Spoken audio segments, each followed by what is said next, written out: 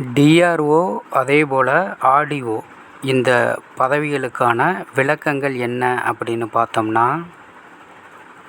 DRO அப்படின்னா மாவட்ட வருவாய் அலுவலர் அப்படின்னு சொல்லலாம். அதாவது ஆங்கிலத்தில் டிஸ்ட்ரிக்ட் ரெவென்யூ ஆஃபீஸர், அதுதான் டிஆர்ஓ அப்படின்னு சொல்கிறாங்க. இதே மாதிரி பத்திரப்பதிவு அலுவலகத்திலையும் ஒரு டிஆர்ஓ இருப்பார். இவர் யார் அப்படின்னா, இவர் மாவட்ட வருவாய் அலுவலர் கிடையாது.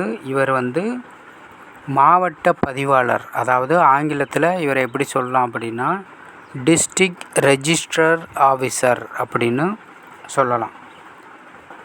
அதே மாதிரி ஆர்டிஓ அப்படின்னா வருவாய்த்துறையில் ஆர்டிஓ அப்படின்னா ரெவென்யூ டிவிஷனல் ஆஃபீஸர் அப்படின்னு சொல்லுவாங்க.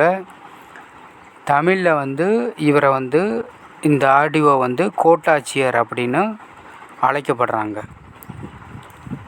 அதே மாதிரி இன்னொரு ஆர்டிஓ, இது என்ன அப்படின்னா இந்திய ஆட்சிப்பணிகள் அதிகாரிகள்.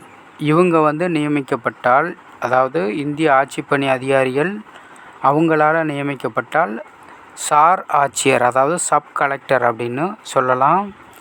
அதே மாதிரி பதவி உயர்வு வழியாக இவங்க நியமிக்கப்பட்டால் இவங்களை எப்படி சொல்லலாம் அப்படின்னா வருவாய் கோட்டாட்சியர், அதாவது ரெவென்யூ டிவிஷனல் ஆஃபீஸர், அதான் ஆர்டிஓ அப்படின்னு அழைக்கப்படுறாங்க.